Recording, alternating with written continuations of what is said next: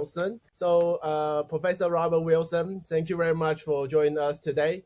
I know it's almost the dinner time, so we really want to express our gratitude for your participation. And also, I want to also take this opportunity to thanks to Helen Zhang, his colleague as well. So first of all, Professor Robert Wilson, we know that that the oxygen theory and also the excited achievement that you and your colleague have been done for the economic and also the theory. So in the very beginning of today's discussion, we would like to get some of like your thoughts about the background and some of the definition.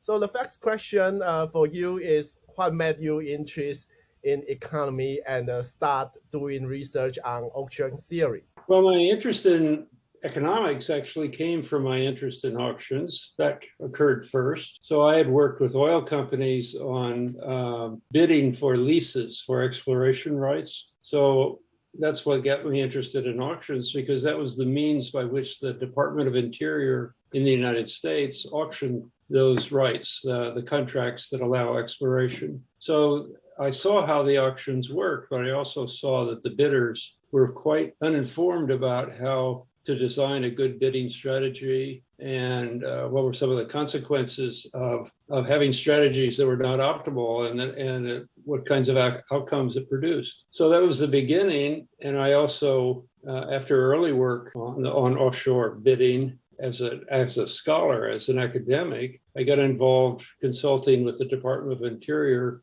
on how it designed the auctions. So my interest in auctions comes from this very practical point of view. It's not a theoretical concept, it was a very practical aspect. Thank you very much for that. And I think that is very important and to see how you apply the theoretical concept to the reality. And I think that is very valuable. So thank you very much for that. So we know about a bit about auction theory, but I think it will be really great for you to help us to understand what is really like the auction theory and what kind of like theory or the concept are considered to be relevant for analysis. Well, of course, there are millions of different kinds of auctions. They can be organized many different ways. When we think of what an auction is, it's really a platform for trading. Nowadays, we see on the internet, you'll see trading platforms, like for financial securities, for example. But in the 5,000 years ago, auctions were also used. They were used for commercial transactions. And so there's a long history. There are the simple forms of auctions that we're familiar with, in which, say, just a bidder submits a bid, the high bidder wins the object, or the low bidder succeeds in selling selling the object. But there are different rules. I mean, it could be that the high bidder wins and pays the second high price, if not his own price. There could be multiple commodities. There could be multiple units of a given commodity. And the information provided during the auction could be varied by the auctioneer, so that it could be that participants are able to follow the actual bids and they notice when other bidders drop out, so they could learn during the process. In fact, some auctions are static, that is, they don't have any time dimension, and others are dynamic. They go on over time with a whole learning process embedded in it. In the financial markets, since your program's master's in finance, it's particularly relevant to think about the financial markets, because primarily these are double auctions. They're one in which there are people offering to sell, and they have ask prices, or offering to buy, and they have bid prices, and then we're looking for an equilibrium where supply equals demand at a single price, or in some cases they have discriminatory pricing. So nowadays we have such fancy kinds of auctions that they can't be described in an entirely simple way. But I guess I'm just emphasizing that there's an enormous variety. The person who runs the auction can design the various features that contribute to the better outcome they're looking for. Thank you, Professor Wilson. So we know both you and Milgren have invented a number of valuable new auction format and design. So the most famous example is the simultaneous multiple round auction, which is developed for the 1994 U.S. Federal Communication Commission. So what is simultaneous multi-round auction, and how your approach differ from the traditional format? Okay, well, it's an unusual circumstance that there were, for that auction, 100 different licenses being offered simultaneously. And these licenses covered different regions of the United States. Saying there was one for Southern California and one for Northern California and one for Hawaii and one for Oregon and so on. The bidders were trying to assemble a package of licenses so that they could have a coherent business plan. So it's very important, if you're trying to serve California with a cell phone service, if you're going to get Southern California, you should really try to get Northern California and the adjoining states. So the bidders were very much interested in assembling packages of licenses that would enable the most efficient business plan. But to do that, we could have them bid directly for such packages, but of course, with 100 licenses, how many packages are there? I mean, there's like trillions and trillions. It would be very difficult to evaluate what kind of bids that would be best for them to make, and how to evaluate the bids that were submitted. So we worked at it, designed it in a way that took account of two things. One is that for each license, each item in the auction, it should be a dynamic process so that bidders can learn during the auction from other bidders' behavior. Because you see, it was quite uncertain then, and it always remains now, that what the value of the spectrum will be is uncertain to all the bidders, and they all have different estimates. So it becomes, we have a winner's curse phenomenon if that you win the item, but by having paid too much, if you base it entirely on your own estimate. You really should be taking account of the fact that other bidders have dropped out. In order for you to win, other bidders dropped out. It means they must have had lower estimates. So we should have a learning process for that, but also we should do it simultaneously so that all the prices, should be rising together, so that during that process, bidders can choose at each configuration of prices, which is the most desirable package of license, the best portfolio of licenses for them. And at the very end, of course, the bidder should be in a position to choose at those final prices its optimal portfolio. So this is very nearly a price-taking behavior. It's very nearly perfect competition. It's very nearly perfectly efficient if it all works well. But there are very practical design considerations, like we had to have an activity rule, it's called. The bidders have to show their interest in the licenses they eventually acquire all through the process. So they have to keep actively bidding, because otherwise a bidder might have a tendency to, we call it, we used to call it a snake in the grass strategy. I mean, it's sort of hiding. So the famous one was that AT&T was particularly desirous of not showing which licenses it wanted to bid for. And so it was very secretive. And during the first phase of the auction, it submitted absolutely minimal bids on minimal properties without showing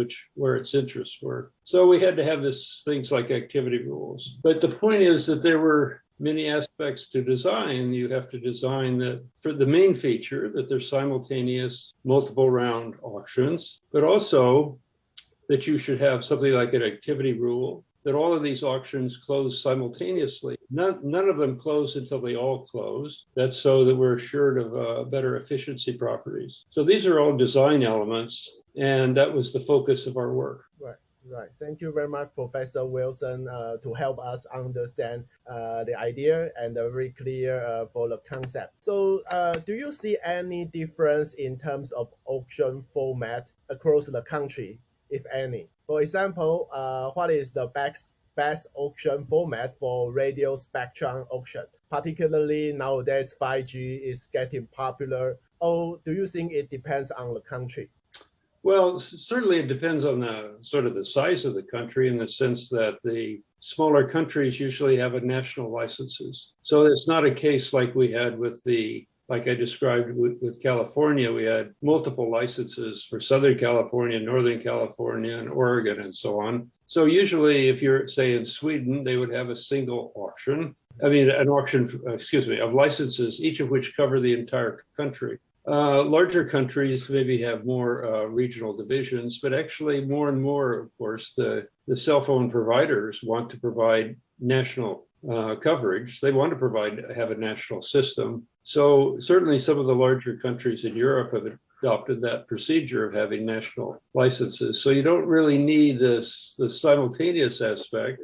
It's true that they are ascending auctions, but they are they don't have this strong feature making it so much available to create packages of licenses. But in other contexts, I mean, the auctions you want are really quite different. I mean, you could have posted bids and asks in markets for financial assets. And I've also worked on auctions for power contracts. And then there again, you use posted bids and ask prices. So there's many different formats that are specific to the context. I don't think of there being necessarily any national or cultural differences, in the sense that probably auction seems to be can work in any country, any language, any culture. I've never seen any impediment in that way. I mean, there's nothing considered.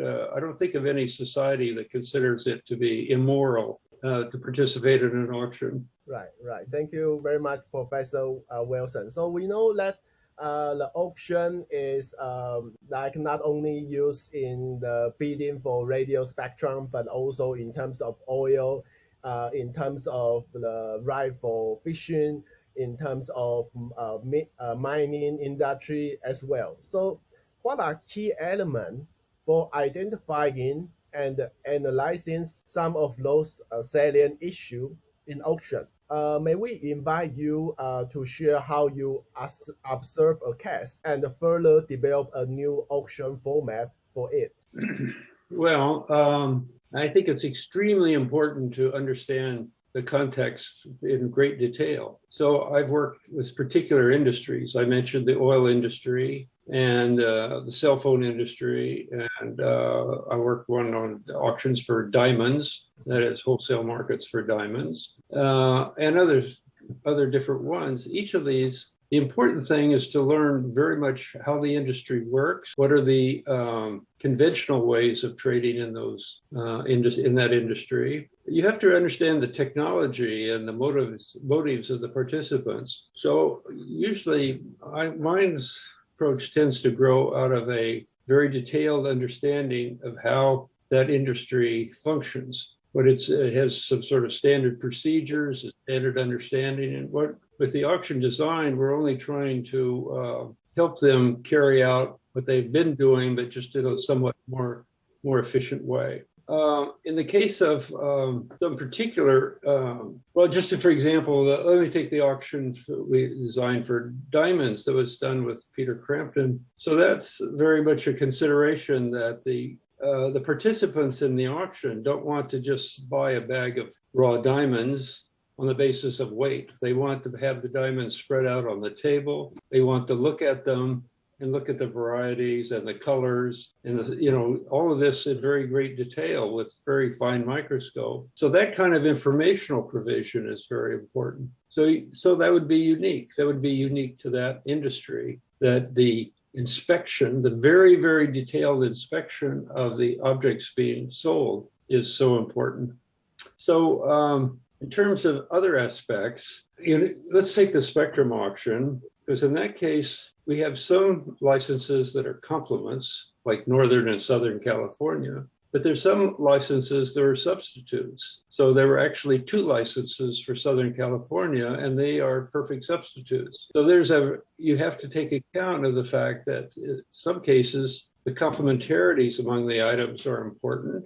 In other cases, it's the substitution among the items. And the auctions can be much more efficient the more substitution there is. The more it is complementarities, you have to have special provisions in order to ensure that you're at least approximating an efficient outcome. With pure substitution, you can sort of ensure that you're getting an efficient outcome or a revenue maximizing outcome. But with complements, you cannot assure that, and it has to be carefully designed to take account of what complementarities there are. Well, I'll leave it at that, but I could, there are many elaborations that could be made about the considerations that have to be taken into account. Right. Thank you very much, Professor Wilson. I think that is very impressive to see how you observe the problem in the reality. Because I think I remember that one of the professors also working in economic, Professor Stephen Zhang Wuchang, who used to teach economy and always recommend students the best way to learn economy is go to the market and to observe how the reality world really working, and that could be to give you some of the idea and the concept for the economic. So I think that is really how I feel that economy is really fascinating. So thank you very much for that. Let me say that the comment you just made is very interesting to me, because one of the most influential things that I ever did was to go onto the floor of the Chicago Mercantile Exchange. So here's 200 or 300 traders, screaming and shouting and crowding and trying to trade. Of course, nowadays they trade electronically, so you don't see that. But in the old days, they were there in person. And they were desperate to try to get to the front and offer their bids, to get their bids accepted, to try to negotiate with the brokers. So once one sees a market like that, the human involvement, the turmoil of it, you have a strong sense of what the forces are that are driving the market. So anyway, I wanted to say, yes, I've been in some markets where I've been carried away by seeing actually the behavior that goes on. Right. Thank you very much, Professor Wilson. So maybe the last interview question from my side is because in the last year, in 2020, I think people in the world experience the pandemic, COVID-19. So how do you see that the auction theory could help for a better allocation of personal protective equipment during the time of crisis? And how do we pursue an efficient way for allocation of resources among the party they participate, if any? Well, so this is, of course, a problem of how to allocate these scarce resources in a crisis. And this is not a time for people to make monopoly profits from having the scarce resources. So this is really from the point of view of public policy that we would design the process. So I worked with three of my three co-authors, including Alvin Roth, whom we mentioned, and Peter Crampton and Axel Oxenfels. So we published this in Science magazine as a commentary. So in the case of personal protective equipment, most of that's allocated by government agencies or those agencies that can direct the way manufacturers allocate those supplies to hospitals or states on the basis of the projected demand. So that's really a centralized decision, and it's a logistics decision of what supplies are available, how to allocate them where demand is expected to be strongest. But what actually happens in fact is that those initial allocations are inaccurate compared to the realized demand for those resources. What we pointed out was that one can use an artificial money. So let's say a hospital that has surplus PPE can trade it with another hospital that has a shortage. And that's what allow this transaction in artificial money, which is used just within this allocating system. But it could also be that it depends on different aspects, that it could be that it's gowns. One hospital has a surplus of gowns, another has a surplus of masks, others have shortages of these. So we have these different terms. We have masks, we have the face shields, we have the gowns, we have the gloves, all these different things. So it's really like almost like you want to have sort of like a supermarket, in which there becomes an established price for trading these goods just through barter. We keep track of it through this artificial money of accounts, so that say if a hospital has given away a lot of its protective equipment, it's getting a credit for it that it can use to buy protective equipment again later as the needs arise. But this is purely a speculative system. You understand, it was proposed early in the crisis as a proposal. It's not been adopted by anywhere, and it was just in the early phases of development. But in some places, something like that is similar to that in some respects, is proceeded, like in Germany, where they have a system of allocation. First of all, the federal government allocates it to the states allocate it to hospitals and other medical facilities, and then there's this system for allowing trade amongst them as the needs arise. Thank you very much, Professor Wilson, for your really impressive feedback for the interview. So with that, I wanted to invite Professor Benson Lin and also Robert Zhang to join the discussion, and of course Professor He Lianzhen and also Helen. So first of all, I think that Professor Benson Lin, prior to join Zhejiang University, he was also working for the industry for more than 20 years. So I think it will be really great to get Professor Ben let your feedback or maybe any question for Professor Robert. Thank you, Hong Yi, and indeed, Professor Wilson. I was listening to what you just said about to say auction is applicable across different cultures. It's it works in many other industries. I'm just kind of curious about applicability of auction for different industries. We talked about like oil and then say natural resources, oil and mining side, telecom, spectrums, and so on and so forth. And as Hong Yi mentioned, I was in banking. And the banking also has licenses. And I was wondering why we don't allow to take place for banking licenses, for insurance licenses, because the government could collect some money. And that's one thing. Secondly, wondering when you did this FCC auction of the spectrum, was the maximization of revenue the goal for the federal government in the United States? Well, let me respond first of all to say absolutely the objective was to have an efficient outcome. The maximization of revenue was secondary, but we anticipated an efficient outcome would produce a high revenue because the participants who most value the objects, the licenses, should be the ones who are getting them. They're the ones who are winning in an efficient auction, and they'll have to pay for them, of course, and they can pay more. So in general, there'll be a tendency for revenue not necessarily be maximized, but to be high. And of course, the experience has certainly shown that. All of the spectrum auctions have produced, well, with one or two exceptions, they've produced extremely high. About licenses for things like banking, well, of course, that's a case of sort of prudential regulation in which you want to establish that the institution has the requisite resources and the management arrangements and the accounting procedures and adheres to certain laws and regulations and so on. It's not clear at all to me that that could be accomplished with an auction. You understand that, for example, in this case of the spectrum auctions, why did we actually use spectrum auctions? It's because there has been an administrative process in the United States that allocated spectrum licenses through what we used to call beauty contests, but essentially it's an administrative procedure in which the lobbyists for the companies appear before the commission and plead their case that they should have the license. And then the government agency, in this case, the Federal Communication Commission, just pick the company whose proposal they like the best, and then they award the license. So they sort of give it away to the preferred provider.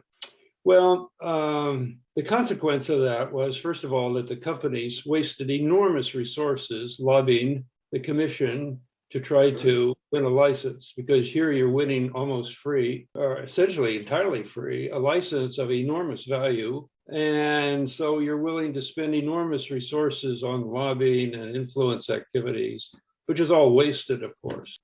Secondly, the outcome was extremely inefficient from the point of view of the commission, that the spectrum was allocated slowly, the implementation was slow, and the United States was embarrassed that progress was made in Europe and Asia far faster than the United States. The 1980s was a period of embarrassment that cell phones were available in Europe and not in the United States. In the United States, what was available were these clunky, they're big cell phones. I don't know if anybody remembers those big things. Well, so, I mean, you see them in old movies, in films now.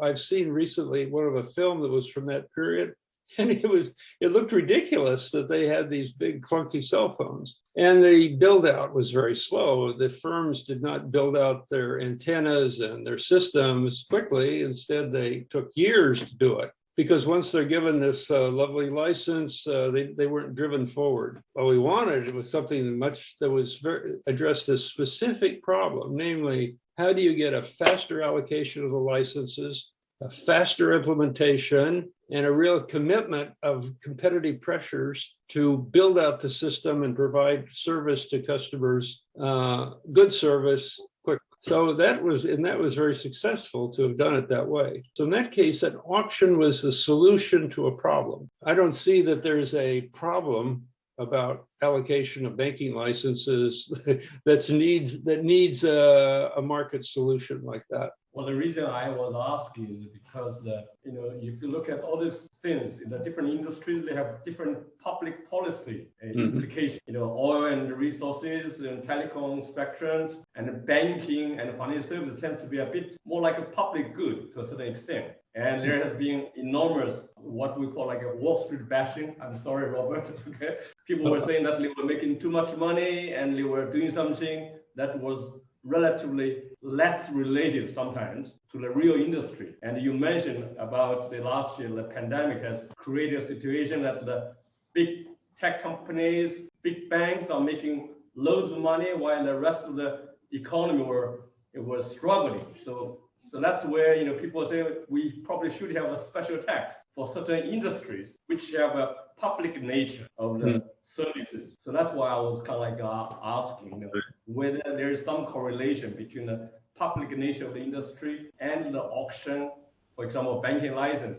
Should they pay to offer the service to the public? Well, I don't know enough about the banking industry regulation to say. I'd have to know a lot more. But I see your point. I mean, you could say, in what sense are oil exploration licenses different from banking licenses? Well, there are differences, but we have to spell out what the differences are and why that leads to a different process of allocating those licenses. So it's like I've said earlier, actually, I think it's extremely important to study each industry itself, its specific aspects, its unique aspects, and build a solution that recognizes those features, because you can't just say, well, auctions will solve all kinds of problems, which is really false. There are places where auctions would be inappropriate. Thank you for both Professor Wilson and Professor Ben. So Robert Zhang, let we know that you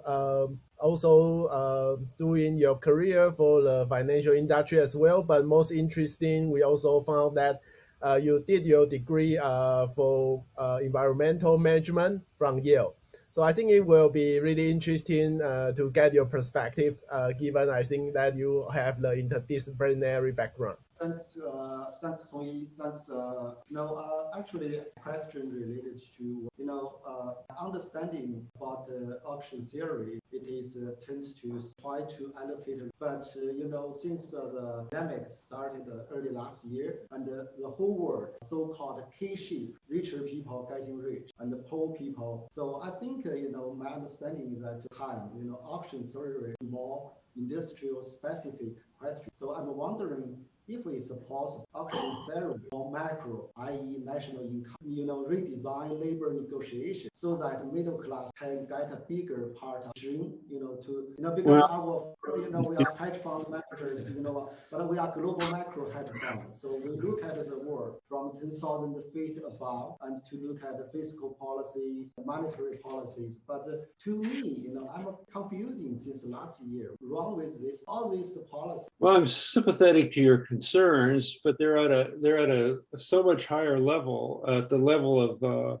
public policy and the entire economy. Whereas, what expertise I bring about auctions is really confined to a much smaller scale, more specific problems. I don't think of auctions as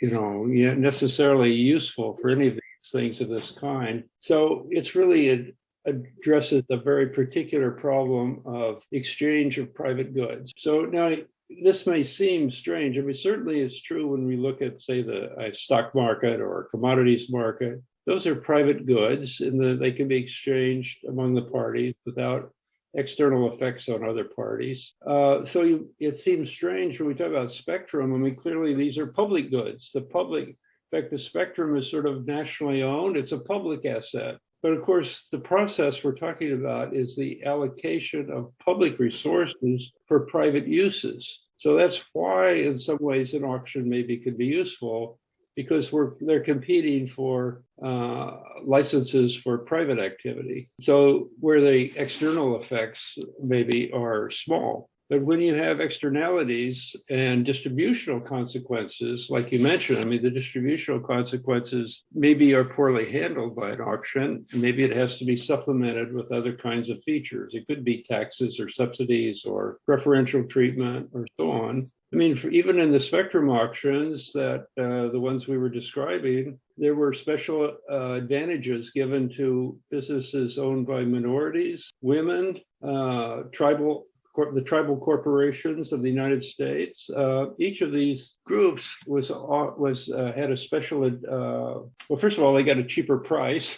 They paid 10% less than anybody else, but also they had advantage. There was some auction. It was an initial auction that was confined to participation only by businesses that were owned by minorities and women and the tribal corporations. So these are measures that can be undertaken to ameliorate some of the distributional effects. It's certainly true that in general, auctions just do not address distributional aspects or public good externalities directly. Those require supplemental treatment. That the auction is more basically a means of trading private goods and without distributional consequences or externalities. So it should be thought of as a very narrow, limited tool and not one that can address things at the national or global level. Thank you very much for both of you. So before we turn to the question from the audience, Professor He, do you have anything you want to add? No, thanks. Okay, and Helen? Well, I just wanted to ask if you could, Bob, talk a little bit about the winner's curse. This I found very fascinating, and how one can counter the winner's curse. Well, it's sweet that you bring it up, Helen. So, the very first thing I did in auctions, clear back in 1964 and 5. So that's 56. What is it? No, it's not 60 years, but like 56 years ago, a long time ago, was just a study of the winner's curse. So this is one in which there's a common value. There's a part of whatever they're bidding for that has some, it enters everybody's valuation of the item. So if you're talking about a spectrum license, it would be that all of the cell phone companies are concerned about what consumer demand for cell phones will be, or what the market penetration will be. I say that, it always amuses me to say something like that, because the current market penetration is over 100%. But at the time, they thought it would be extraordinary if it got to be 30%. They didn't expect more than 30% of the households in America to have a cell phone, which seems ridiculous now, but that was the case then. in the case of oil leases, the companies are all concerned about how much oil there is under the ground. So that's something they're all trying to estimate. Nobody can observe it directly. They only have estimates based upon seismic tests or gravimetric tests or a certain technique called a sunspot technique. They have a few ways of estimating the sort of the probability that there are hydrocarbons in an underground structure. But that means that the high bidder, the one who wins the object, will be the one that had the most optimistic estimate. Because the higher their estimate, the higher their bids.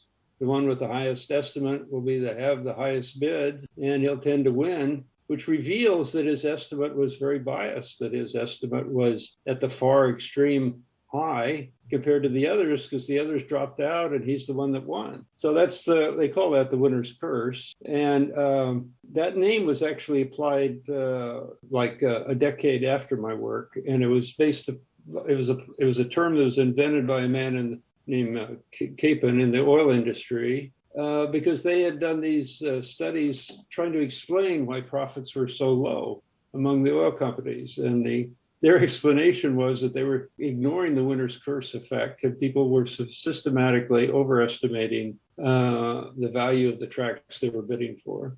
So anyway, that's interesting that Helen raises this question, because actually that's the earliest and simplest part of the work I ever did, but it's the tract part that gets the most interest.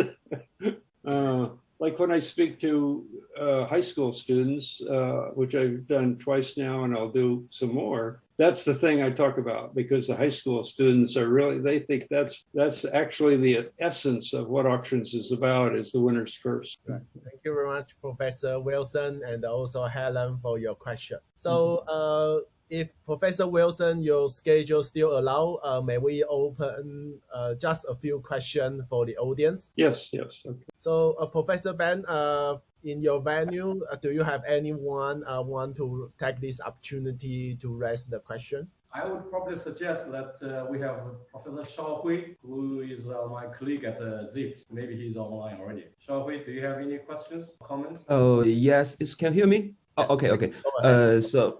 So Professor Robert Wilson, thank you very much for the opportunity.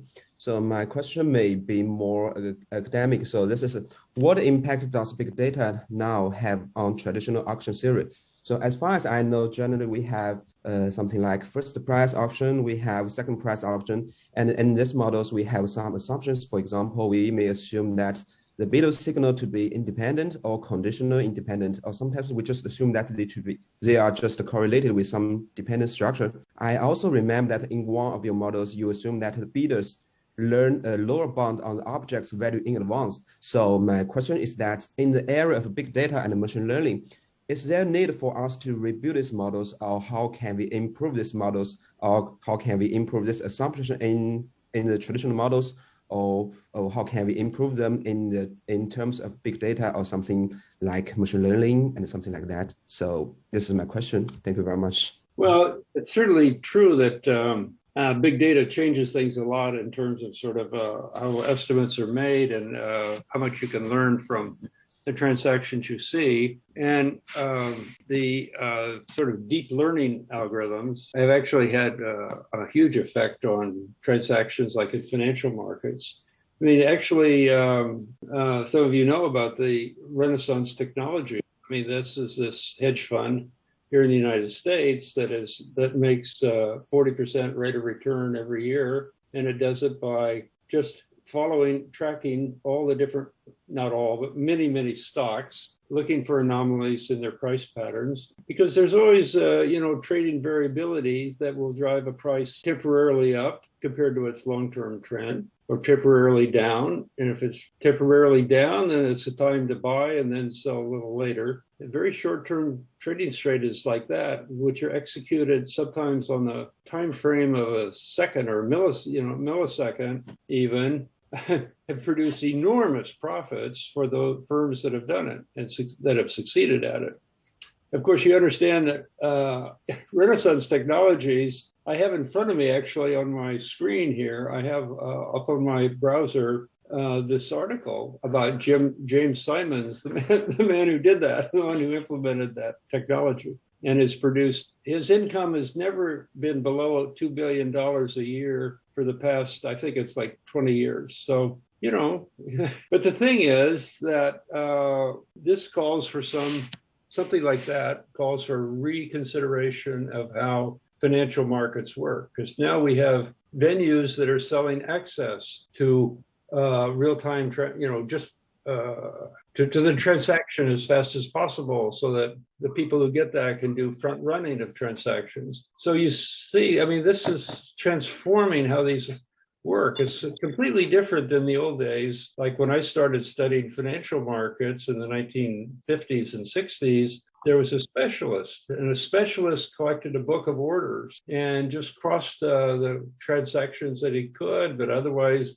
had to quote a transaction price because of maintaining a continuous price, and had to maintain an inventory of money and stock that had to be constantly balanced. And of course, setting the prices so as to keep his inventory balanced, so he didn't go bankrupt because he ran out of cash, or bankrupt because he ran out of stock to trade.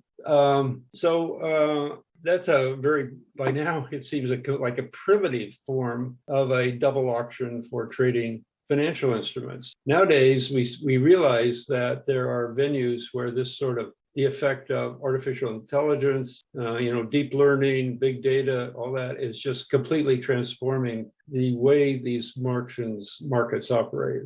And just to take one example, there are these proposals that suggest that we do not have continuous trading. In fact, the market should clear only periodically. Of course, you might wonder what that period is. You might think it's once a day or once an hour. No.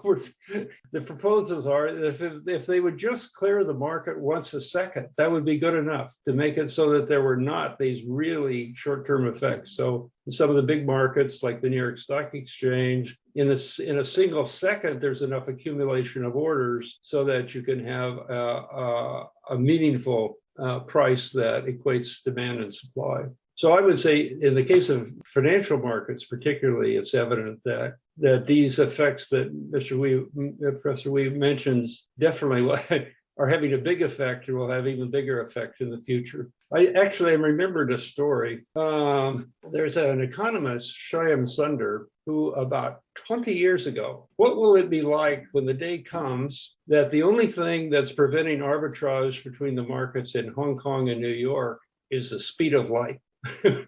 In fact, that day has come. So, he was worried at the time, and it seemed like a preposterous idea that we should worry about time being the constraint on arbitrage, and yet the day has come when it's actually true. I hope I addressed your question. Any questions from anybody who wants to raise a question? You can come here. Yeah, okay. Hi, Professor Robert. It's my honor. My question related to this webinar today is, I hear a lot about the auction study. I studied economic states before, and I think it relates a lot like option. Bitcoin is very hot, and I read from Ray Dalio from Bridgewater, and his opinion, Bitcoin is like a long-term option, very risk future. He would put a little money into it. He wouldn't mind losing 80% of it. And I like to, what's the insight of about that? Well, of course, I don't know a thing about Bitcoin. I'm kind of ignorant. So, but of course, it's always true that, since it's like a currency, every currency is like an option. It's an option. It's an asset that you can hold and then use it later. So you can exercise that option later. So it's a fundamental observation that a currency, even an artificial currency like Bitcoin, is a option. It's a financial option. Of course, we sometimes talk about real options. Real options are different than that. It's a real option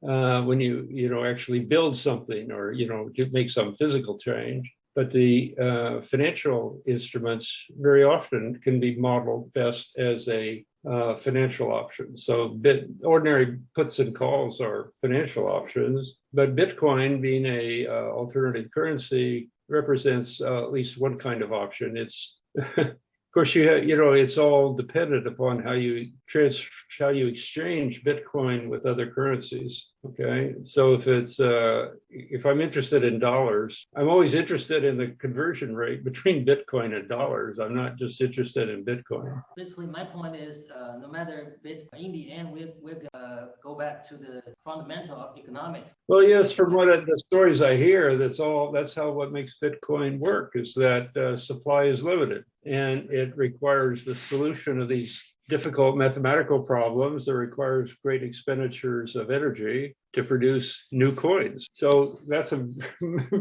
definitely a case of supply and demand, that there's a very limited supply. So if there's a strong demand, then that is going to yield a good enough price to make it valuable. So thank you very much, Professor Wilson, and also Professor Ben.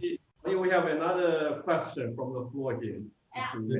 Hello, can you hear me? You want to come in? We got my colleague from Zhejiang University, Professor Jing. Hi, my name is Jing from Zhejiang University. I have a course, the climate news, and so carbon and asset. There is a carbon market.